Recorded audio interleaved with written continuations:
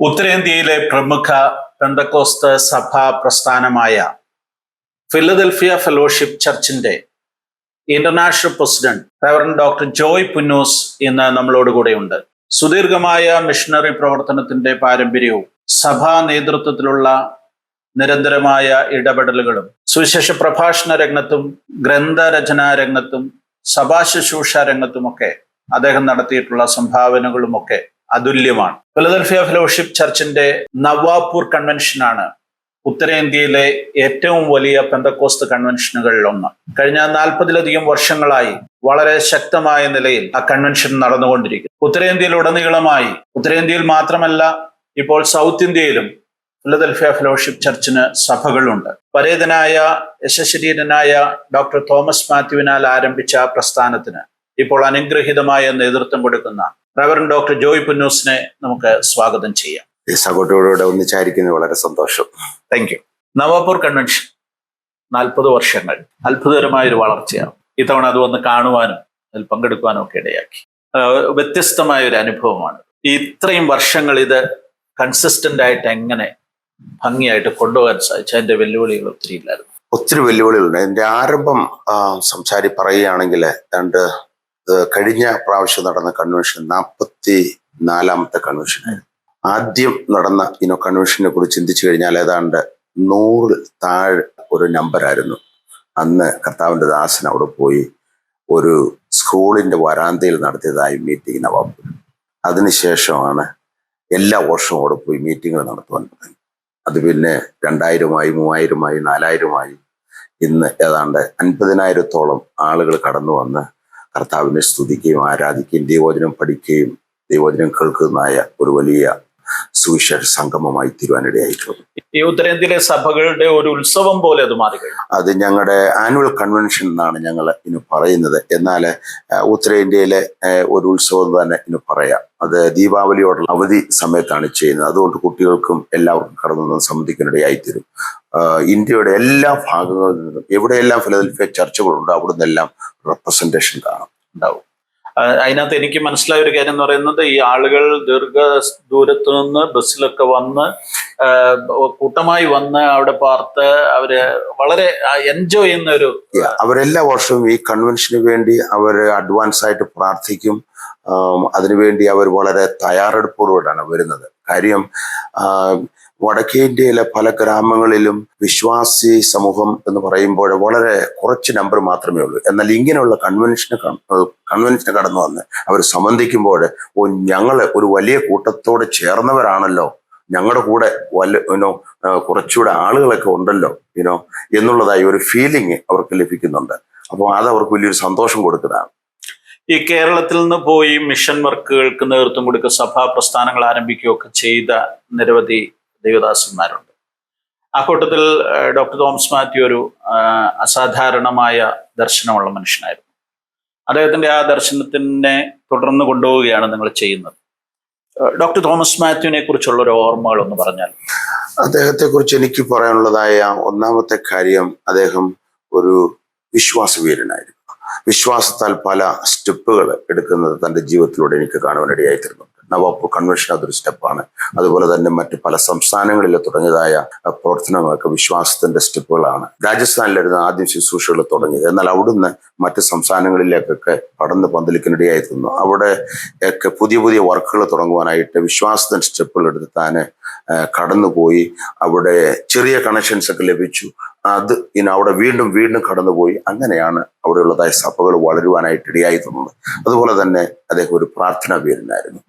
എന്തെങ്കിലും ആവശ്യങ്ങൾ മിനിസ്റ്ററുള്ള ബന്ധത്തിലോ ഉണ്ടെങ്കിൽ അദ്ദേഹമേ നമ്മുടെ നാട്ടിൽ നിന്ന് വാങ്ങിച്ചു കൊണ്ടുപോയ പുൽപ്പായിരിപ്പുണ്ട്, അത് എടുത്തിട്ട് പ്രാർത്ഥനയിൽ ഉപവാസത്തിലും ചിലവഴിക്കുമായിരുന്നു. അങ്ങനെ ദൈവത്തോട് ആവശ്യങ്ങൾ ദൈവത്തിൽ ആശ്രയിക്കുകയും ദൈവത്തോട് ആവശ്യങ്ങൾ പറയുകയും അങ്ങനെ ദൈവം അത്ഭുതങ്ങൾ പ്രവർത്തിച്ച അനേക അത്ഭുതങ്ങൾ തൻ്റെ ജീവിതത്തിൽ എനിക്ക് മനസ്സിലാക്കാൻ സാധിച്ചിട്ടുണ്ട്.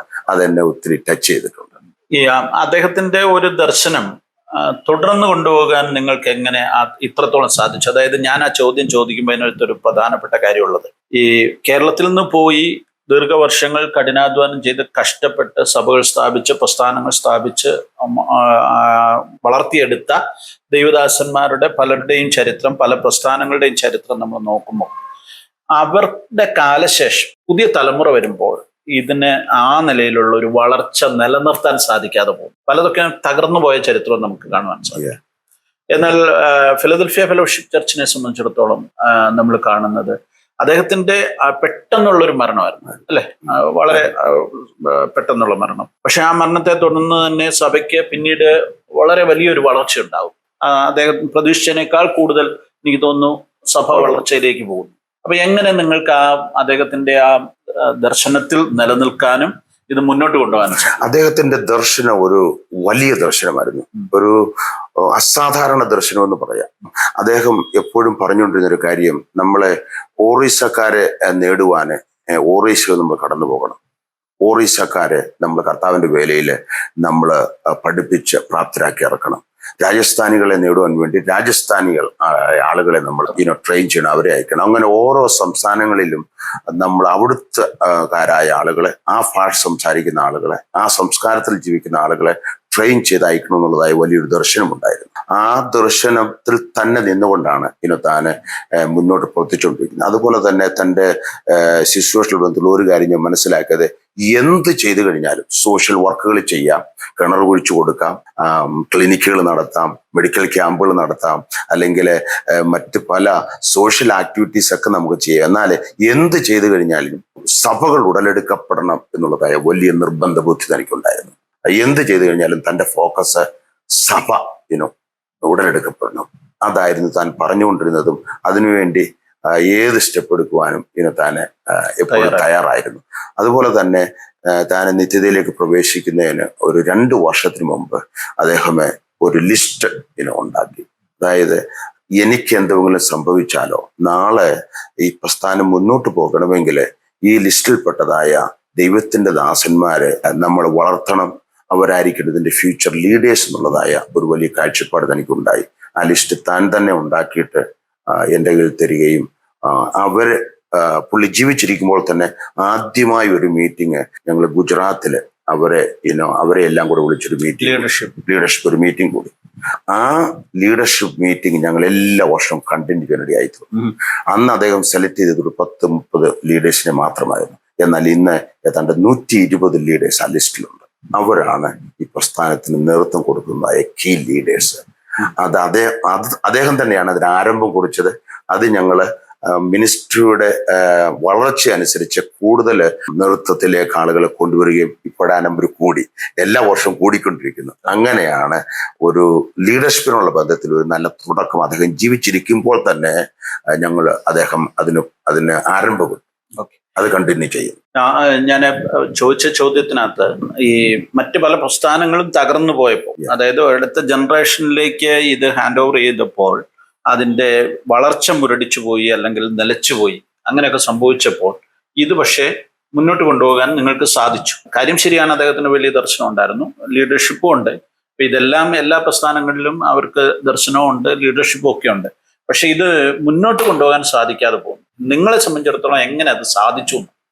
അത് ഒരു ദൈവത്തിന്റെ കൃപയും പിന്നെ അദ്ദേഹം സെലക്ട് ചെയ്ത റെസ്പോൺസിബിലിറ്റി ഏൽപ്പിക്കുകയും ചെയ്തതായ എന്നെപ്പോലുള്ളതായ നേതൃത്വത്തിലുള്ളവരെല്ലാം ആത്മാർത്ഥമായി വളരെ ഐക്യതയോടെ പ്രവർത്തിക്കുവാനായിട്ട് തുടങ്ങി. പിന്നെ ഈ ലീഡേഴ്സ് ഞങ്ങൾ ഒന്നിച്ചുകൂടുകയും സംസാരിക്കുകയും പ്രാർത്ഥിക്കുകയും അദ്ദേഹം ചെയ്തതുപോലെ തന്നെ വടക്കേ ഇന്ത്യയിലെ പ്രവർത്തനങ്ങൾ മുന്നോട്ട് കൊണ്ടുപോകാനായിട്ട് ഒത്തിരി സമയങ്ങൾ പ്രാർത്ഥന ചെലവഴിക്കുകയും ഒത്തിരി സമയങ്ങൾ ഒന്നിച്ച് ചെലവഴിച്ച് ഐഡിയാസ് ഒക്കെ ഷെയർ ചെയ്യുകയും ഇന്ത്യയുടെ സിറ്റുവേഷൻ മനസ്സിലാക്കി പ്രവർത്തിക്കുവാനായിട്ട് ഞങ്ങളുടെ ലീഡേഴ്സ് മുന്നോട്ട് വന്നു. അത് ഞങ്ങളുടെ ലീഡർഷിപ്പിനെ വളരെ സ്ട്രോങ് ആക്കി തീർത്തു. അതിപ്പോഴും കണ്ടിന്യൂ ചെയ്തുകൊണ്ടിരിക്കുന്നു.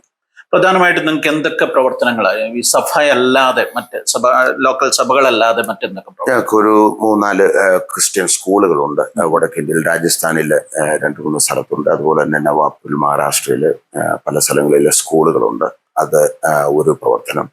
സ്കൂളിൽ പഠിക്കുന്ന കുഞ്ഞുങ്ങള് പല റിലീജിയസ് ബാക്ക്ഗ്രൗണ്ടിൽ നിന്ന് കടന്നു വരുന്നതാണ്. എന്നാൽ അവിടെ ഞങ്ങൾ അവരെ പാട്ട് പഠിപ്പിക്കും. അതുപോലെ തന്നെ അസംബ്ലി രാവിലെ പ്രാർത്ഥിച്ചിട്ടാണ് തുടങ്ങുന്നത്. അങ്ങനെ ആ കുട്ടികളെ ഒരു പരിധിവരെ ഇൻഫ്ലുവൻസ് ചെയ്യാനിടയായി ഇടയാകുന്നുണ്ട്. അതുപോലെ തന്നെ കർത്താവിന്റെ ദാസന്മാരുടെ മക്കളൊക്കെ അവിടെ പഠിക്കാൻ വന്നു കഴിഞ്ഞാൽ അവർക്ക് ഫീസ് ഇല്ലാതെ അവരെ പഠിപ്പിക്കുന്നു.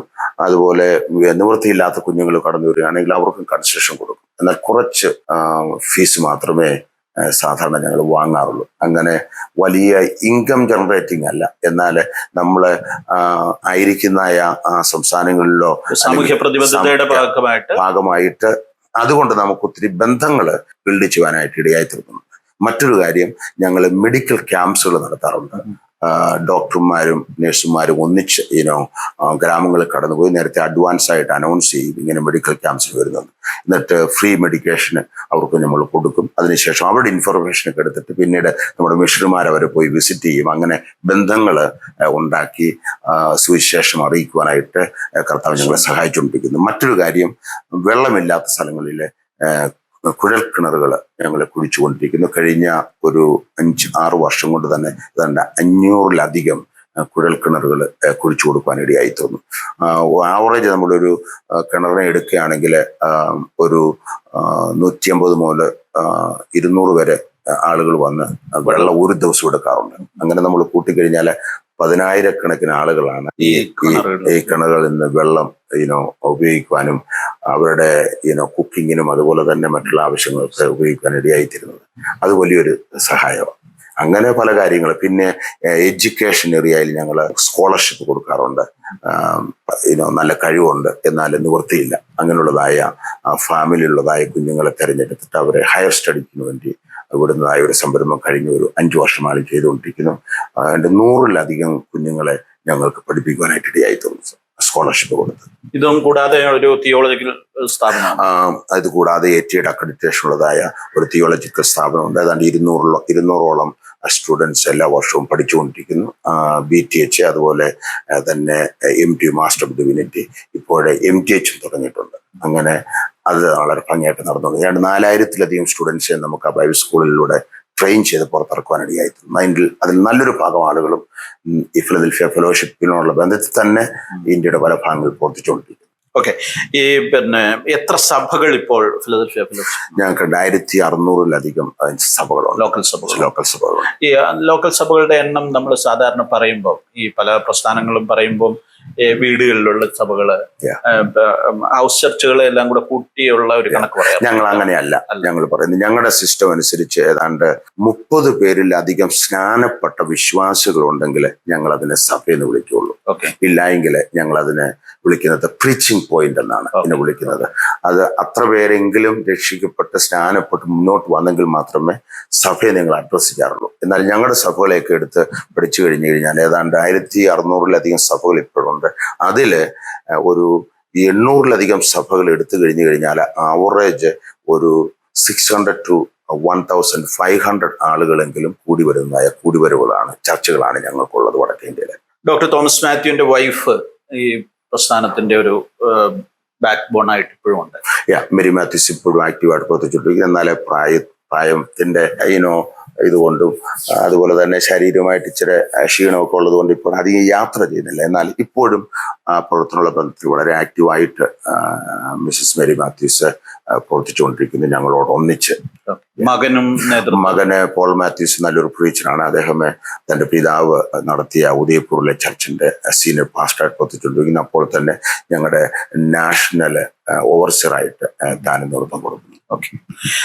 ഉത്തരേന്ത്യയിലെ സഭാ പ്രവർത്തനങ്ങളിൽ സമീപകാലത്ത് വലിയ നിലയിലുള്ള വളർച്ച, പല സ്റ്റേറ്റുകളിലും പെന്തക്കോസ്ത് മുന്നേറ്റം ഉണ്ടാകുന്നു എന്നൊക്കെയുള്ള വാർത്തകൾ വരുന്നു. പിന്നെ ഡോക്ടർ ജോയ് പുന്നൂസിന്റെ ചിന്തയിൽ ആ വാർത്തകൾ സത്യസന്ധമാണോ? എന്ത് പറയുന്നു അതിനെക്കുറിച്ച്? പല സ്ഥലങ്ങളിലും വളർച്ചകൾ നടക്കുന്നുണ്ട്. എന്നാൽ ഞങ്ങള് ഉൾപ്പെട്ട് നിൽക്കുന്ന ഈ ഫീൽഡുകളിലൊക്കെ ഞങ്ങൾ വളർച്ചകൾ കാണുന്നുണ്ട്. എന്നാൽ ഈ കോവിഡ് സീസണിൽ ബാപ്റ്റിസം എടുക്കേണ്ടിയ പലർക്കും ബാപ്റ്റിസം കൊടുക്കുവാനായിട്ട് സാധിച്ചില്ല. അതിനുശേഷം ഇപ്പോൾ ബാപ്റ്റിസം ഒക്കെ കൊടുക്കുവാനായിട്ട് തുടങ്ങി. നല്ലൊരു വളർച്ച നടക്കുന്നുണ്ട് ഇന്ത്യയിലെ പല ഭാഗങ്ങളിൽ. ഞങ്ങളും അത് എക്സ്പീരിയൻസ് ചെയ്യുന്നുണ്ട്. വലിയ നിലയിലുള്ള എതിർപ്പുകൾ ഇന്ത്യയിലെ പല സ്റ്റേറ്റുകളിലുണ്ട്. നിങ്ങളുടെ പ്രവർത്തന മേഖലകളിൽ അങ്ങനെ? ഞങ്ങളുടെ പ്രവർത്തന മേഖലകളിൽ ഒത്തിരി എതിർപ്പുകളുണ്ട്. ഞങ്ങളുടെ പല ചർച്ച് ബിൽഡിങ്ങുകൾ ഇടിച്ചു പൊളിച്ചു കളഞ്ഞിട്ടുണ്ട്. അതുപോലെ തന്നെ ദൈവത്തിന്റെ ദാസന്മാർ പലരും ഉപദ്രവിക്കപ്പെടുന്നു. ഇപ്പോഴും അത് സംഭവിച്ചുകൊണ്ടിരിക്കുന്നു. എല്ലാ ദിവസവും ഞങ്ങളുടെ ഫീൽഡിൽ നിന്ന് ഒന്നും രണ്ടും മൂന്നും കേസുകളൊക്കെ ഞങ്ങളെ ഉപദ്രവിച്ചു. ഞങ്ങൾ കഴിഞ്ഞ ആഴ്ച ആരാധന നടത്തുവാൻ സാധിച്ചില്ല. സുവിശേഷ വിരോധികൾ വന്ന് ഞങ്ങളെ എതിർത്തു. അങ്ങനെയൊക്കെയുള്ളതായ ന്യൂസുകൾ ഞങ്ങൾ എല്ലാ ദിവസവും കേൾക്കാറുണ്ട്. ചിലർ ഉപദ്രവിക്കപ്പെടാറുണ്ട്, ചിലത് ഫോൾസ് അക്യൂസേഷന് കൊടുത്ത് അവരെ കേസുകൾ ഫയൽ ചെയ്യാറുണ്ട്. എന്നാൽ ഞങ്ങളൊരു പ്രസ്ഥാനമായതുകൊണ്ട് ഞങ്ങളുടെ ദൈവത്തിൻ്റെ ദാസന്മാർ അത് ഫേസ് ചെയ്യുമ്പോൾ ഞങ്ങൾ പ്രത്യേകിച്ച് ലോയേഴ്സിനെയൊക്കെ ഹയർ ചെയ്ത് അതിൻ്റെ പിന്നിൽ ഞങ്ങൾ പോകാറുണ്ട്. കാര്യം അവരെ ഞങ്ങൾക്ക് സഹായിക്കേണ്ടതായ ഒരു ചുമതലയുള്ളത് കൊണ്ട്. അങ്ങനെ ഇപ്പോഴും ഏതാണ്ട് 30-ലധികം കോർട്ട് കേസുകൾ ഇപ്പോൾ ഞങ്ങളുടെ ദൈവത്തിൻ്റെ ദാസന്മാർക്കെതിരെയുള്ളതായ കോർട്ട് കേസുകൾ നടന്നുകൊണ്ടിരിക്കുന്നു. അതിൽ ഞങ്ങൾക്ക് ലോയറുണ്ട്, ഞങ്ങൾ ഫൈറ്റ് ചെയ്തുകൊണ്ടിരിക്കുന്നു. ഇതിന്റെ ഒരു റേഷ്യോ കണക്കാക്കിയ കഴിഞ്ഞൊരു 10 വർഷത്തിനിടെ ഇത് വല്ലാതെ വർദ്ധിച്ചിട്ടുണ്ടോ? ഇത് കൂടിക്കൊണ്ടിരിക്കുകയാണ്. കഴിഞ്ഞ വർഷങ്ങളെക്കാളൊക്കെ വളരെ വളരെ കൂടിക്കൊണ്ടിരിക്കുകയാണ്. ഇതാണോ ഏറ്റവും വലിയ വെല്ലുവിളി നിങ്ങൾ നേരിടുന്നത്? ഞങ്ങൾ നേരിടുന്ന വെല്ലുവിളി ഇതാണ്: സുവിശേഷ വിരോധികളുടേതായ ഉപദ്രവം, അല്ലെങ്കിൽ പ്രോസിക്യൂഷൻ. അതാണ് ഫേസ് ചെയ്യുന്ന നമ്പർ 1 ചലഞ്ച് ഇന്ന് വടക്കേ ഇന്ത്യയിലെ ഞങ്ങൾ അഭിമുഖീകരിക്കുന്നത്. ഓക്കെ, മറ്റെന്തൊക്കെ പ്രതിസന്ധികളാണ്? പിന്നീട് ഉള്ള പ്രതിസന്ധി എന്ന് പറഞ്ഞു കഴിഞ്ഞാൽ പല സ്ഥലങ്ങളിലെ വേലക്കാരെ അയക്കണം, എന്നാൽ ട്രെയിൻ ചെയ്യാത്തതായ വേലക്കാരുടെ നമ്പേഴ്സ് വളരെ കുറവാണ്. അപ്പോൾ കൂടുതൽ ആളുകളെ ഈ ദിവസങ്ങളിൽ അല്ലെങ്കിൽ വരുന്ന കാലങ്ങളിൽ ട്രെയിൻ ചെയ്യേണ്ടിയിരിക്കുന്നു ഗ്രാമങ്ങളിലേക്ക് അയക്കുവാനായിട്ട്. കാര്യം അവിടെയൊക്കെ പോയി കഴിഞ്ഞു കഴിഞ്ഞാൽ ഓപ്പണിങ്സ് ഉണ്ട്. അപ്പോൾ കൂടുതൽ ആളുകളെ ട്രെയിൻ ചെയ്ത് അയച്ചെങ്കിൽ മാത്രമേ കൂടുതൽ സഭകൾ ഉടലെടുക്കുവാനും നമ്മുടെ ഇന്ത്യ സുവിശേഷിക്കുവാനായിട്ട് സാധിക്കുള്ളൂ. അത് നമ്മൾ എടുക്കേണ്ടത് ഒരു സ്റ്റെപ്സ് ആണ്. ഞങ്ങൾ മാത്രമല്ല, ഏത് ഓർഗനൈസേഷനും എത്രയും ആളുകളെ ട്രെയിൻ ചെയ്യാമോ അവരെ അയക്കാമോ അത്രയും കൂടുതൽ സഭകൾ ഉടലെടുക്കപ്പെടുവാനും സുവിശേഷണം വളരെ വേഗതയിൽ നടക്കുവാനായിട്ട് ഇടയായി. ഈ മുൻകാലങ്ങളിലൊക്കെ എല്ലാ പ്രസ്ഥാനങ്ങൾക്കും ഓർഫനേജുകളുണ്ട്. ഞങ്ങൾക്ക് ഏതാണ്ട് 10-ലധികം ഓർഫനേജുകൾ ഉണ്ടായിരുന്നു. എന്നാലും ഞങ്ങൾ അതെല്ലാം ഈ കഴിഞ്ഞ കാലങ്ങളിൽ അത് നിർത്തുവാനിടയായിരുന്നു. കഴിഞ്ഞ ഒരു 3-4 വർഷമായിട്ട് അത് നിർത്തി. ഇപ്പോഴെ ഓർഫനേജുകളൊന്നും നടക്കുന്നില്ല. ചിൽഡ്രൻസ് ഹോമുകൾ എന്നായിരുന്നു ഞങ്ങൾ അതിനെ അഡ്രസ് കൊടുക്കുന്നത്. അപ്പോഴിതെല്ലാം ഞങ്ങൾ അങ്ങ് നിർത്തി. കാര്യം ഗവൺമെന്റ് സൈഡിൽ നമുക്ക് വലിയ ഒരു അനുകൂലം കിട്ടാത്തത് കൊണ്ട് നമ്മളത് നിർത്തി. അത് തന്നെയല്ല, മിനിസ്ട്രിയെ നമ്മൾ പ്രൊട്ടക്ട് ചെയ്യണമെങ്കിൽ അത് നിർത്തിയേ പറ്റുകയുള്ളൂ. അല്ലെങ്കിൽ അതിൽ കൂടെ നമുക്ക് ഗവൺമെന്റിൽ നിന്ന് പല ചലഞ്ചസ് നേരിടാൻ സാധ്യതയുള്ളത് കൊണ്ട് നമ്മളത് നിർത്തി. എന്നാൽ ചില സ്ഥലങ്ങളിൽ ഞങ്ങൾ അതിനെ ഹോസ്റ്റലായിട്ട് കൺവേർട്ട് ചെയ്തുകൊണ്ട് അവരുടെ പെർമിഷന് അവിടെ കൂടി തന്നെ ആപ്ലിക്കേഷനൊക്കെ വാങ്ങിച്ച് അവരെ അവിടെ ഹോസ്റ്റലിൽ താമസിച്ച് നമ്മൾ പഠിപ്പിക്കുന്ന സംരംഭമുണ്ട്. അത് ഓർഫണേജായിട്ട്, ചിൽഡ്രൻസ് ഹോമായിട്ടല്ല, ഹോസ്റ്റൽ എന്നാണ് അതിനെ അഡ്രസ് ചെയ്യുന്നത്. അങ്ങനെ ഇപ്പോഴേ ചെയ്യുന്നുണ്ട്. ഇന്ത്യയിലെ ഒരു വലിയ പ്രതിസന്ധിയാണ് അത്. കാരണം ധാരാളം ഓർഫനേജുകൾ അല്ലെങ്കിൽ ചിൽഡ്രൻസ് ഹോമുകൾ നടന്നുകൊണ്ടിരുന്നു, ആയിരക്കണക്കിന്. അത് എല്ലാം ഓൾമോസ്റ്റ് എല്ലാം തന്നെ നിർത്തലാക്കി. അതിൻ്റെ ഒരു വലിയ അപകടം എന്ന് പറയുന്നത് ഈ വിദ്യാർത്ഥികൾക്ക് മറ്റൊരു സാധ്യതകളില്ലാതെ പോയി. അവർക്ക് വളരാനുള്ള, വിദ്യാഭ്യാസത്തിനുള്ള സാധ്യതകൾ നഷ്ടപ്പെട്ടു. ഗവൺമെന്റിന് പക്ഷേ ഇത്രയും പേരെ ഒന്നും എന്ത് ചെയ്യാൻ പറ്റുന്നില്ല, അങ്ങനെ പഠിപ്പിക്കാനോ കെയർ ചെയ്യാനോ സാധിക്കുന്നില്ല. അങ്ങനെയൊക്കെയുള്ള ഒത്തിരി പ്രശ്നങ്ങൾ ഈ കാലത്തിൽ ഉണ്ടാകുന്നുണ്ട്. ഓക്കെ, ജോയ്പിനു സാറിനെ സംബന്ധിച്ചിടത്തോളം ഈ മിഷൻ ഫീൽഡിലുള്ള എക്സ്പീരിയൻസ് ദീർഘവർഷങ്ങളുടേതുണ്ടായിരുന്നു. അതായത് GFIയുമായി ബന്ധപ്പെട്ട് അതിൻ്റെ ഏറ്റവും ടോപ്പ് മോസ്റ്റ് പദവികളിലൊക്കെ ഇരിക്കുകയൊക്കെ ചെയ്തതുകൊണ്ടും ഉത്തരേന്ത്യ മുഴുവൻ ഓടി നടന്ന് പ്രവർത്തിച്ച ഒരാളെന്നുള്ള നിലയിലും ഇത് കോർഡിനേറ്റ് ചെയ്ത ഒരാളെന്നുള്ള നിലയിലുള്ള ആ മിഷൻ എക്സ്പീരിയൻസ് എത്രത്തോളം ഈ സഭാ ലീഡർഷിപ്പിലോട്ട് വന്നപ്പോൾ അത് പ്രയോജനപ്പെട്ടു വ്യക്തിപരമായിട്ട്? എന്നെ സംബന്ധിച്ച് പറഞ്ഞു കഴിഞ്ഞാൽ ഞാൻ ഗോസ്പൽ പ്രൊഫഷനായിരിക്കുന്ന സമയങ്ങളിലും കൂടുതലും ഫീൽഡുകളിൽ യാത്ര ചെയ്യുകയും ഇന്ത്യയുടെ എല്ലാ കോർണറുകളിലും എത്തുവാനിടയായി തീർന്നു. അങ്ങനെ ദൈവം ഒരു പ്രത്യേകമായ ആത്മഭാരം എനിക്ക് അന്ന് ലഭിക്കാനിടയായി തീർന്നു. അതുപോലെ നീഡ്സ് മനസ്സിലാക്കി ഇന്ത്യയുടെ, അതുപോലെ ഇന്ത്യയുടെ അടുത്ത് കിടക്കുന്ന രാജ്യങ്ങളുടെ. എന്നാൽ ഇന്നും എന്നിൽ ആത്മഭാരം തുടർന്നുകൊണ്ടിരിക്കുന്നു. അത് കാരണം കൂടുതൽ ആളുകളെ ട്രെയിൻ ചെയ്യുക, അയക്കുക, എങ്ങനെയെങ്കിലും ഭാരതത്തെ നമ്മുടെ ഈ തലമുറയിൽ തന്നെ നേടണമെന്നതായ വലിയൊരു ആഗ്രഹവും താല്പര്യവുമുണ്ട്. അതനുസരിച്ചാണ് ഞാൻ വാസ്തവത്തിൽ ഫിലദൽഫിയയുള്ള ബന്ധത്തിൽ പ്രവർത്തിച്ചുകൊണ്ടിരിക്കുന്നത്. എന്ത് ചെയ്തു കഴിഞ്ഞാലും മിഷനുള്ള ബന്ധത്തിൽ പുതിയ ഫീൽഡുകൾ തുറക്കുക, ആളുകളെ അയക്കുക, പുതിയ പ്രവർത്തനങ്ങൾ സ്റ്റാർട്ട് ചെയ്യുക, ഇങ്ങനെയുള്ള കാര്യങ്ങൾക്കൊക്കെ ഞാൻ പ്രയോറിറ്റി കൊടുക്കാറുണ്ട്. അത് ആത്മഭാരവും അല്ലെങ്കിൽ മിഷൻ ഹൃദയത്തിൻ്റെ ഒരു ഭാഗമാണെന്ന് ഞാൻ വിശ്വസിക്കുന്നു. ബിഷപ്പ് ഡോക്ടർ KP യോഹന്നാനുമായിട്ടുള്ള ബന്ധം, അദ്ദേഹം അപ്പാപ്പനാണല്ലോ. അദ്ദേഹത്തിൽ നിന്നാണ് സത്യത്തിൽ അങ്ങനെ ഒരു ദർശനം ലഭിക്കുന്നത് അല്ലേ? അദ്ദേഹം നൽകിയ ഒരു കാഴ്ചപ്പാടെന്ന് പറയുന്ന വലുത്. തീർച്ചയായിട്ടും അദ്ദേഹത്തിലൂടെ ഈ ഭാരതത്തിലെ സുവിശേഷ വേലയ്ക്കുണ്ടായ ഒരു അടിത്തറ, അല്ലെങ്കിൽ അതിനുവേണ്ടി അദ്ദേഹം നൽകിയ സംഭാവനകളെ നമുക്ക് എങ്ങനെ? അദ്ദേഹത്തിന്റെ ആരംഭ ശുശ്രൂഷകളെ കുറിച്ച് നമ്മൾ ഇന്ത്യയിലെ തുടങ്ങിയ സമയത്തുകളെ കുറിച്ച് പഠിച്ചു കഴിഞ്ഞാൽ എങ്ങനെയെങ്കിലും ഭാരതത്തെ സ്വീകരിക്കണം, എങ്ങനെയെങ്കിലും നമ്മുടെ ഭാരതം യേശുവിനെ അറിയണം, അതായിരുന്നു തൻ്റെ എംഫസിസ് മുഴുവൻ. അതിനുവേണ്ടി എന്തും ചെയ്തുകൊണ്ടിരുന്ന ഒരു ദൈവത്തിന്റെ ദാസനായിരുന്നു ഡോക്ടർ KP യോഹന്നാൻ. ഫ്ലാറ്റുകൾ അടിക്കുക, അല്ലെങ്കിൽ വാഹനങ്ങൾ കൊടുക്കുക, സൈക്കിളുകൾ കൊടുക്കുക, ദൈവത്തിന്റെ ദാസന്മാരെ സഹായിക്കുക, ബൈബിൾസ് വിതരണം ചെയ്യുക. അതുപോലെ തന്നെ പല ട്രെയിനിങ് സെന്ററുകളിലൂടെ ആയിരക്കണക്കിന് കുട്ടികളെ പല സംസ്ഥാനങ്ങൾ ട്രെയിൻ ചെയ്ത് അയക്കുവാനായിട്ട് ഇടയായി തീർന്നു. അതെല്ലാം ഇന്ത്യയെ നേടണമെന്നുള്ളതായ വലിയ കാഴ്ചപ്പാടും ദർശനവും അദ്ദേഹത്തിനുണ്ടായിരുന്നു. ആ ദർശനത്തിനൊരു ഭാഗമായി ഏതാണ്ട് 12 വർഷക്കാലം തന്നോട് ഒന്നിച്ച് പ്രവർത്തിക്കുവാനായിട്ട് എനിക്കിടയായി തീർന്നത് എൻ്റെ ജീവിതത്തിൽ വലിയ വെല്ലുവിളിയും അനുഗ്രഹമായി തീർന്നു. അദ്ദേഹത്തിന്റെ ആ ശുശ്രൂഷയും അദ്ദേഹത്തിന്റെ ആ ദർശനവും എന്നെ ഒത്തിരി ഇൻഫ്ലുവൻസ് ചെയ്തു. അദ്ദേഹത്തിന്റെ പെട്ടെന്നുള്ള മരണം താങ്കളെ? എനിക്ക് മാനസികമായി ചിന്തിച്ചു കഴിഞ്ഞാൽ അങ്കിള് വളരെ ആരോഗ്യമുള്ളതായ ഒരു വ്യക്തിയായിരുന്നു. അങ്ങനെ ശാരീരിക അസ്വസ്ഥതകളൊന്നുമില്ലായിരുന്നു. ആരോഗ്യ കാര്യങ്ങളിൽ ഒത്തിരി ശ്രദ്ധയുള്ള വ്യക്തിയായിരുന്നു താന്. അങ്ങനെ പ്രത്യേക അസുഖങ്ങളൊന്നുമില്ലായിരുന്നു. ആഹാരമൊക്കെ വളരെ ക്രമീകരിച്ച് മാത്രമേ കഴിക്കുകയുള്ളൂ. അങ്ങനെ നല്ല ശീലങ്ങളൊക്കെ ഉണ്ടായിരുന്നത് കൊണ്ട് എൻ്റെ എപ്പോഴത്തുമുള്ള ചിന്ത അങ്കിളിന് ഒത്തിരി ദീർഘായുസ് ഉണ്ടായിരിക്കും എന്നുള്ളതായ ഒരു ചിന്തയുണ്ടായിരുന്നു. നല്ല പെട്ടെന്നുള്ള അദ്ദേഹത്തിന്റെ ആ മരണം ഞങ്ങളുടെ പ്രിയപ്പെട്ടവരെയൊക്കെ എന്നെയും ഞങ്ങളുടെ ഭവനത്തിലുള്ളതായ അദ്ദേഹത്തിന്റെ ജ്യേഷ്ഠന്മാരെ, അതുപോലെ തന്നെ മറ്റുള്ള പ്രിയപ്പെട്ടവരെയൊക്കെ വളരെ ക്ഷയിക്കുവാനിടയായി തോന്നുന്നു. അദ്ദേഹത്തിന്റെ സഭാ സംബന്ധമായ നിലപാടുകൾ, വിശ്വാസ സംബന്ധമായ നിലപാടുകളിലൊക്കെ അദ്ദേഹം ഈ മാറ്റം വരുത്തിയപ്പോൾ കൂടെ നിന്ന ഒരാളെന്നുള്ള നിലയിൽ അദ്ദേഹത്തെ ഒന്ന് കറക്റ്റ് ചെയ്യാനായിട്ട് ശ്രമിച്ചു? ഞാൻ ഒരിക്കലും അതിന് ട്രൈ ചെയ്തിട്ടില്ല. ഞാൻ പലപ്പോഴും സ്നേഹത്തില് പറഞ്ഞിട്ടുണ്ട്, ഈ ഡയറക്ഷന് അത്ര നല്ലതല്ലല്ലോ എന്ന് പലപ്പോഴും സംസാരിക്കുന്നുണ്ട്. എന്നാൽ അദ്ദേഹത്തിന് അത് അങ്ങോട്ട് ഏറ്റെടുക്കുവാനായിട്ട് സാധിക്കാത്തത് കൊണ്ട് ഞാൻ പിന്നീട് അതിനെക്കുറിച്ച് അധികം സംസാരിക്കുവാനായിട്ട് ആഗ്രഹിച്ചിട്ടില്ല. അദ്ദേഹത്തിന്റെ കാലഘട്ടത്തിൽ ദീർഘകാലം അദ്ദേഹത്തോട് കൂടെ നിന്നിട്ട് അദ്ദേഹത്തെ വിട്ടുപോകുന്നതും ഒരു വലിയ മാനസിക സംഘർഷമായിരുന്നു. കാര്യം ഞങ്ങൾക്ക് വടക്കേ ഇന്ത്യയിൽ പോകുവാനായിട്ട് വലിയൊരു ദർശനം ലഭിച്ചു. അപ്പോൾ ഞങ്ങൾ അദ്ദേഹത്തോടത് പങ്കുവെച്ചു. കാര്യം എൻ്റെ ഭാര്യ വടക്കേന്ത്യയിൽ ജനിച്ചു വളർന്ന പാസ്റ്റർ തോമസ് മാത്യൂസിന്റെ മകളുമായതുകൊണ്ട് വടക്കേന്ത്യയെ കുറിച്ച് വലിയൊരു കാഴ്ചപ്പാടായതുകൊണ്ട് കേരളത്തിൽ താമസിച്ച് ഈ പ്രസ്ഥാനത്തുള്ള ബന്ധത്തിൽ മുന്നോട്ട് പോകാനായിട്ട് ഒരല്പം അതിർത്തി അല്ലെങ്കിൽ വടക്കേന്ത്യയിലായിരിക്കുന്ന നല്ലതെന്നുള്ളതായ ഒരു ചിന്ത പുള്ളിക്കാരത്തേക്കുണ്ടായി. അപ്പോൾ ഞങ്ങൾ പ്രാർത്ഥിക്കുവാൻ തുടങ്ങി.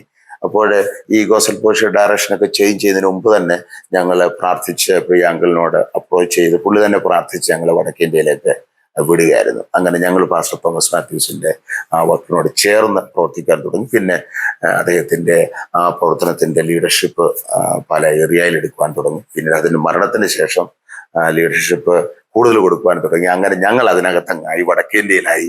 അങ്ങനെ അവിടുത്തെ ശുശ്രൂഷ വളരെ സന്തോഷമായിട്ട് നടന്നുകൊണ്ടിരിക്കുന്നു. ഡോക്ടർ KP യോഹന്നാനെ ഏറ്റവും അടുത്തറിഞ്ഞ, അല്ലെ ബിഷപ്പ് KP യോഹന്നാനെ ഏറ്റവും അടുത്തറിഞ്ഞ ഒരു വ്യക്തി എന്നുള്ള നിലയിൽ അദ്ദേഹത്തിന്റെ ഈ നിലപാടുകളിലുണ്ടായ മാറ്റം ഒത്തിരി ദുഃഖിപ്പിച്ചു കാണുമല്ലോ. എന്തുകൊണ്ടായിരിക്കും അദ്ദേഹം അങ്ങനെ മാറിപ്പോയത്? എന്താ മനസ്സിലാക്കിയത്? അതൊരു ചോദ്യമാണ്. പക്ഷെങ്കിൽ എനിക്കതിന് പലപ്പോഴും ഒരു മറുപടി കണ്ടുപിടിക്കാനായിട്ട് സാധിച്ചിട്ടില്ല. അതിന്റെ കാര്യം എന്തെന്ന് ചോദിച്ചു കഴിഞ്ഞു കഴിഞ്ഞാൽ അവരുടെ ആ ചേഞ്ച് ഒരു ഭയങ്കര ചേഞ്ച് ആയിരുന്നു. ഡ്രമാറ്റിക് ആയിട്ടുള്ളതായ ഒരു നമ്മൾ വിശ്വസിക്കാൻ ഒക്കാത്ത രീതിയിലുള്ളതായ ഉപദേശപരമായിട്ടും അതുപോലെ മറ്റുള്ള എല്ലാ രീതിയിലുള്ളതായ അവരുടെ ആ നീക്കം ഒരു പെട്ടെന്ന് എടുത്തൊരു തീരുമാനം നീങ്ങുന്നു. അപ്പൊ അത് നമുക്കൊട്ടും ഉൾക്കൊള്ളുവാനായിട്ട് ഇന്നും സാധിച്ചിട്ടില്ല. കാര്യം നേരത്തെ അങ്ങനെ അല്ലായിരുന്നല്ലോ.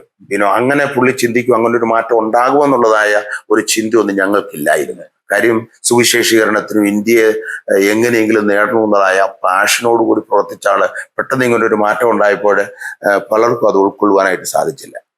ഇന്നും അതിനകത്ത് എന്താണ് ഭാരപ്പെടുന്ന അല്ലെങ്കിൽ പ്രയാസപ്പെടുന്ന ആളുകൾ ഒത്തിരി പേരുണ്ട്.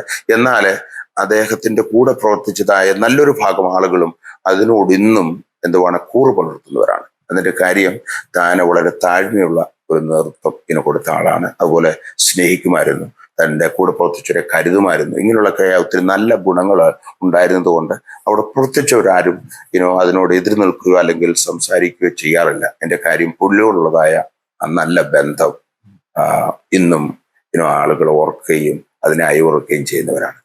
തന്നെയല്ല, GFIയുടെ ആ നിലയിൽ ലീഡർഷിപ്പ് ലെവലിലൊക്കെ പ്രവർത്തിച്ച എല്ലാവരും ഒന്നല്ലെങ്കിൽ വേറൊരു നിലയിൽ ഇന്നും സജീവമായി സുവിശേഷ പ്രവർത്തനങ്ങളിൽ ഏർപ്പെട്ടിരിക്കുന്നു എന്നുള്ള ഒരു പ്രധാനപ്പെട്ട കാര്യം. വളരെ വളരെ അവിടെ പ്രവർത്തിച്ച പല നേതൃത്വത്തിലിരുന്ന പലരും പല സ്ഥലങ്ങളിലേക്ക് മാറിപ്പോവുകയും പ്രവർത്തനങ്ങളൊക്കെ തുടങ്ങുകയും ചെയ്തു. അവരൊക്കെ വളരെ സക്സസ് ആയിട്ടുണ്ട്. അതിൻ്റെ രഹസ്യം ഞാൻ മനസ്സിലാക്കുന്ന ഒന്ന്, ലീഡർഷിപ്പിനെ കുറിച്ച് അവർക്കൊരു നല്ല എഡ്യൂക്കേഷൻ ലഭിച്ചു. അതുപോലെ തന്നെ സുവിശേഷണത്തെ കുറിച്ചുള്ള വലിയ കാഴ്ചപ്പാട് അവിടെ നിന്ന് ലഭിച്ചു. ഇതൊക്കെ ഇന്ന് അവർ പല സ്ഥലങ്ങളിൽ പോയി മിനിസ്ട്രികളൊക്കെ തുടക്കം കുറിച്ചെങ്കിൽ തന്നെ അതൊരു മുതൽക്കൂട്ടായി തീരുവാനിടയായിത്തീരുന്നു. അവരെ അനുഗ്രഹിക്കുവാനിടയായിത്തീരുന്നു. അവരൊക്കെ വളർന്നുകൊണ്ടിരിക്കുന്നു. ആരും പരാജയപ്പെട്ടതായിട്ട് ഞാൻ കാണുന്നില്ല. ഡോക്ടർ KP യോഹന്നാൻ ഇന്ത്യൻ മിഷൻ ഒരു വലിയ സംഭാവന നൽകിയെന്ന് തന്നെ നമുക്ക് പറയാം. ആദ്യകാലങ്ങളിൽ എൻ്റെ കണക്കൂട്ട് വെച്ചൊരു 10-30 വർഷം വളരെ ആത്മാർത്ഥമായിട്ട് ഭാരത സുവിശേഷീകരണത്തിൽ അവർ പങ്കാളികളായിരുന്നു.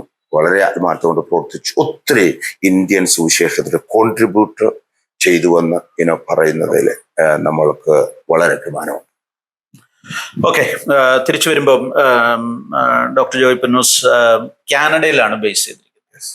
അവിടെ ഒരു സഭയുണ്ട്. ഓക്കെ, അങ്ങനെ ഒരു മാറ്റം കാനഡയിലേക്ക് പോകാനും അവിടെ പാർക്കുവാനും അവിടെ ഒരു സഭ സ്ഥാപിക്കാനും ഒക്കെ ഉണ്ടായി. ആ സാഹചര്യങ്ങളൊന്നും ഞങ്ങള് വടക്കേ ഇന്ത്യയിലെ പുറത്തിനും അങ്ങോട്ട് വളരുവാനായിട്ടൊക്കെ തുടങ്ങിക്കഴിഞ്ഞപ്പോൾ ഇന്ന് നിത്യൽ പ്രദർശിക്കും കർത്താവിന്റെ ദാസന് ഡോക്ടർ തോമസ് മാത്യു ഇതിന്റെ കാലത്തിന് ശേഷം മിനിസ്ട്രി മുന്നോട്ട് കൊണ്ടുപോകണമെങ്കിൽ അല്പം ഫണ്ട്സും കാര്യങ്ങളൊക്കെ ആവശ്യമുണ്ടല്ലോ എന്നുള്ളത് വന്നത് കാരണം ഞാൻ വിചാരിച്ചു കാനഡയിൽ പോയി ബേസ് ചെയ്തുകൊണ്ട് അല്പം ഫണ്ട്സൊക്കെ റേസ് ചെയ്ത് കഴിഞ്ഞാൽ ഇന്ത്യയുടെ സുവിശേഷത്തിന് അത് ഉതകുമല്ലോ എന്ന് വിചാരിച്ച് ഞാനും എൻ്റെ കുടുംബം ഞങ്ങൾ അങ്ങോട്ട് മൂവ് ചെയ്തു. അമേരിക്കയിലും കാനഡയിലും ഒക്കെ അല്പം ഫണ്ട്സൊക്കെ റേസ് ചെയ്യുവാനും അത് ഞങ്ങളുടെ പ്രവർത്തനത്തിന് ഒരു വലിയ അനുഗ്രഹമായി തീർന്നു. കർത്താവിൻ്റെ വേലക്കാരെ സഹായിക്കുവാനും മറ്റുള്ള കാര്യങ്ങളൊക്കെ ചെയ്യുവാനായിട്ട്. അപ്പോൾ തന്നെ ഞങ്ങൾ പാർത്തതായ പട്ടണത്തിൽ ഒരു സാധ്യത ദൈവം തുറന്നു തന്നു, ഒരു ലോക്കൽ ചർച്ച് തുടങ്ങുവാനായിട്ട്. അങ്ങനെ ഞങ്ങൾ ഒരു 4-5 പേര് കൊണ്ട് എൻ്റെ വീട്ടിലെ കാനഡയിലുള്ളതായ ഭവനത്തിൽ ഒരു പ്രാർത്ഥന ശനിയാഴ്ച തുടങ്ങിയാണ്. അത് വളർന്ന് പിന്നെ 50, 60, 100 ഇപ്പോഴെ 2 സർവീസുകൾ ആ പട്ടം നടന്നുകൊണ്ടിരിക്കുന്നത്. ഇംഗ്ലീഷ് സർവീസും മലയാളം സർവീസും എന്ന് ഏതാണ്ട് 250-300 ആളുകൾ കടന്നു വരുന്ന നല്ലൊരു സഭയായി തീരുവാനായിട്ട് ഇടയായി. ലണ്ടൻ പട്ടണത്തിൽ. ആ നിലയിൽ അത് വളരെ ശക്തമായി മുന്നോട്ട് പോകുന്നു എന്നറിയുന്നതിൽ അതിയായ സന്തോഷമുണ്ട്. പുസ്തകങ്ങൾ എഴുതിയിട്ടുണ്ട്. ഞാൻ ലിവ് ഫോർ എ കോസ് എന്ന് പറയുന്ന എൻ്റെ ഒരു പുസ്തകം ആദ്യമായിട്ട് എഴുതി. അത് അമേരിക്കയിൽ പബ്ലിഷ് ചെയ്തു. അത് ആമസോണിലൊക്കെ അവൈലബിൾ ആണ്, പല ബുക്ക് സ്റ്റോളുകളിൽ അവൈലബിൾ ആണ്. അത് ഒരു മിഷൻ ചലഞ്ചാണ് അതിനകത്തുള്ളതായ കണ്ടൻസ്. അത് വളരെ വിറ്റഴിഞ്ഞിരിക്കുന്ന ഒരു പുസ്തകമാണ് ലിവ് ഫോർ എ കോസ്. രണ്ടാമതൊരു പുസ്തകം എഴുതിയത് ടൈം ടു ബിൽഡ്. അത് ബുക്ക് ഓഫ് നെഹമ്യാവിനെ ബേസ് ചെയ്ത് എഴുതിയിരിക്കുന്ന ഒരു പുസ്തകമാണ്. അത് ഇംഗ്ലീഷിൽ പബ്ലിഷ് ചെയ്തു നോർത്ത് അമേരിക്കയിൽ. അത് മലയാളത്തിലെ സാങ്കുട്ടിക്കാണല്ലോ ഇവിടെ പബ്ലിഷ് ചെയ്തത്. അതും ഇപ്പോൾ മൂവ് ചെയ്തുകൊണ്ടിരിക്കുന്നു. കുടുംബത്തെ കുറിച്ച് പറഞ്ഞില്ല.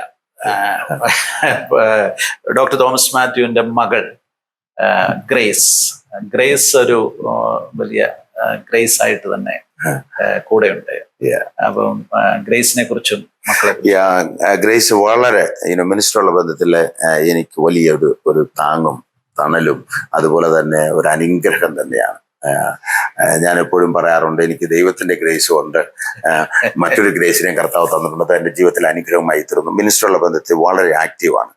ലേഡീസിന്റെ മീറ്റിങ്ങുകൾ സംസാരിക്കുവാനായിട്ട്, പിന്നെ വർഷിപ്പ് ലീഡ് ചെയ്യുന്ന കാര്യങ്ങളിൽ അതുപോലെ ദൈവം ഒത്തിരി താലന്തുകൾ കൊടുക്കുന്നു. അതെല്ലാം കർത്താവിന്റെ വിലയ്ക്ക് വേണ്ടി കോൺട്രിബ്യൂട്ട് ചെയ്തുകൊണ്ടിരിക്കുന്നു. വളരെ അനുഗ്രഹമാണ്. നന്നായിട്ട് സിത്താർ വായിക്കും. ഒത്തിരി യൂട്യൂബിലൊക്കെ ഒത്തിരി സിത്താർ എൻ്റെ പാട്ടുകളൊക്കെ ഇറക്കിയിട്ടുണ്ട്. അങ്ങനെ അതൊത്തിരി പേരെ അനുഗ്രഹമായി തീർന്നിട്ടുണ്ട്. വളരെ ആത്മാർത്ഥമായിട്ട് എൻ്റെ കൂടെ പ്രത്യേകിച്ച് ഇപ്പോഴും നമ്മൾ ഒന്നിച്ചാണ് പലപ്പോഴും മിഷൻ ഫീൽഡിലൊക്കെ യാത്ര ചെയ്യുന്നത്. ഇപ്പോൾ ഈ യാത്രയിലൊക്കെ എൻ്റെ കൂടെ ഉണ്ടായിരുന്നു. പല സ്ഥലങ്ങളിൽ ഒന്നിച്ചു പോകാനും ശുശ്രൂഷിക്കാൻ ഇടയായി തീർന്നു. പിന്നെ അവിടെയുള്ളതായ സഭയ്ക്കും ഗ്രേസ് വളരെ അനുഗ്രഹമാണ്. മക്കൾ 2 പേരുണ്ട്. മൂത്ത മോൻ്റെ കല്യാണം കഴിഞ്ഞു. ഒരു കുഞ്ഞ് അവർക്കുണ്ട് 2 വയസ്സുള്ള. അവർ ഓട്ടോവായി താമസിച്ചുകൊണ്ടിരിക്കുന്നു. കാനഡയുടെ ഡിപ്ലോമാറ്റാണ്. ഇപ്പോഴേ ഈ അടുത്തിടെ മലേഷ്യയിലേക്ക് പോവുകയാണ്, കാനഡ റെപ്രസെന്റ് ചെയ്ത് അവിടുത്തെ എംബസിയിൽ വർക്ക് ചെയ്യാനായിട്ട്. രണ്ടാമത്തെ മകന് 27 വയസ്സ് ജോയല്. അദ്ദേഹമേ നമ്മളിവിടുത്തെ അല്ലെങ്കിൽ നോർത്ത് അമേരിക്കയിൽ CPA എന്ന് പറയും, അത് കംപ്ലീറ്റ് ചെയ്ത് അവിടെ ഒരു നല്ല അക്കൗണ്ടിങ് ഫേമിൽ ഓഡിറ്ററായിട്ട് വർക്ക് ചെയ്തുകൊണ്ടിരിക്കുന്നു. ഇന്ത്യയിലെ ഫിലദൽഫിയ ഫെലോഷിപ്പ് ചർച്ചിന്റെ പ്രവർത്തനങ്ങൾ ഈ പറഞ്ഞതുപോലെ വളരെ ശക്തമായി മുന്നോട്ട് പോകുന്നു. അടുത്ത ഭാവി, ഇന്ത്യൻ മിഷന്റെ ഭാവിയെ കുറിച്ചുള്ള പ്രതീക്ഷകളൊക്കെ? ഞങ്ങളുടെ പ്രതീക്ഷ എന്ന് പറയുന്നത്, ഇപ്പോഴെ ഒത്തിരി പ്രതിസന്ധികളെ ഇന്ത്യയിൽ ഉണ്ടെങ്കിൽ തന്നെയും ഞങ്ങൾ വളരെ ശക്തമായി ഈ ദിവസങ്ങളിൽ പ്രാർത്ഥിച്ചുകൊണ്ടിരിക്കുന്നു. പ്രാർത്ഥന വളരെ ആവശ്യമാണ് എന്നുള്ളത് ഒരു കാര്യം ഞങ്ങളുടെ മിഷന് മനസ്സിലായി. ഞങ്ങൾ ഇപ്പോഴെ മൊബൈൽ ടീം ആയിട്ട് പല സ്ഥലങ്ങളിൽ ഞങ്ങളുടെ ദൈവത്തിൻ്റെ ദാസന്മാർ ഒരു യാത്ര ചെയ്ത് പ്രാർത്ഥിച്ചുകൊണ്ടിരിക്കുന്നു. അതുപോലെ തന്നെ നവാപൂരിൽ കണ്ടിന്യൂസ് ആയിട്ടുള്ളതായ ഒരു പ്രാർത്ഥന നടന്നുകൊണ്ടിരിക്കുന്നു. ഞങ്ങളുടെ ഫീൽഡുകളിലൊക്കെ ഉപവാസവും പ്രാർത്ഥനയൊക്കെ വളരെ ശക്തമായി നടന്നുകൊണ്ടിരിക്കുന്നു. പ്രാർത്ഥന ഒത്തിരി ഞങ്ങളിപ്പോൾ എംഫസിസ് ചെയ്യുന്നുണ്ട് മിനിസ്ട്രിയുടെ വളർച്ചയ്ക്ക് വേണ്ടി. അതുപോലെ ഈ പ്രോസിക്യൂഷനുള്ളതായ സമയം നമുക്ക് ദൈവം കൃപ തരുവാൻ വേണ്ടി നമ്മളെ ആ ഒരു കാര്യത്തിൽ ഞങ്ങളിപ്പോൾ ഒത്തിരി പ്രയോറിറ്റി കൊടുത്തുകൊണ്ടിരിക്കുന്നു. പിന്നീട് നമ്മൾ കൂടുതൽ ആളുകളെ ട്രെയിൻ ചെയ്ത് അയക്കുക എന്നുള്ളതാണ് ഇന്ത്യയുടെ സുവിശേഷീകരണത്തിൻ്റെ മറ്റൊരു നീഡ്. കാര്യം കൊയ്ത്ത് വളരെയുണ്ട്, വേലക്കാരെ ചുരുക്കമെന്ന് ദൈവത്തിന് വേണ്ടി നമ്മൾ വായിക്കുന്നത് പോലെ നമ്മൾ ഈ കൊയ്ത്തിലേക്ക് വേലക്കാരെ അയക്കണം. അപ്പോൾ ഒരു വലിയ നീഡാണ് കൂടുതൽ ആളുകളെ ട്രെയിൻ ചെയ്യുക. അപ്പോൾ കൂടുതൽ ആളുകളെ ട്രെയിൻ ചെയ്യാൻ വേണ്ടി ഞങ്ങൾ ഇപ്പോഴെ പല സംസ്ഥാനങ്ങളിൽ ട്രെയിനിങ് സെന്ററുകൾ തുടങ്ങുവാനായിട്ട് താല്പര്യപ്പെടുന്നു. ഇപ്പോഴത്തെ രാജസ്ഥാനിലുണ്ട്, അതുപോലെ തന്നെ ഒറീസയിലുണ്ട്, നവാപൂരിലെ മഹാരാഷ്ട്രയിലുണ്ട്. അങ്ങനെ പല സ്ഥലങ്ങളിൽ ഞങ്ങളിപ്പോഴെ തുടങ്ങിക്കഴിഞ്ഞു കൂടുതൽ വേലക്കാരെ അയക്കുവാൻ വേണ്ടി. ഓക്കെ, ഇത്രത്തോളം സംസാരിക്കുവാനും ഫിലദൽഫിയ ചർച്ചിനെ കുറിച്ചും വ്യക്തിപരമായ കാര്യങ്ങളൊക്കെ പറയുവാനും ഇടയായതിൽ സന്തോഷമുണ്ട്. പ്രേക്ഷകർക്ക് അത് വലിയ അനുഗ്രഹമായിരിക്കും എന്ന് കരുതുന്നു. Thank you. കർത്താവ് അനുഗ്രഹിക്കട്ടെ.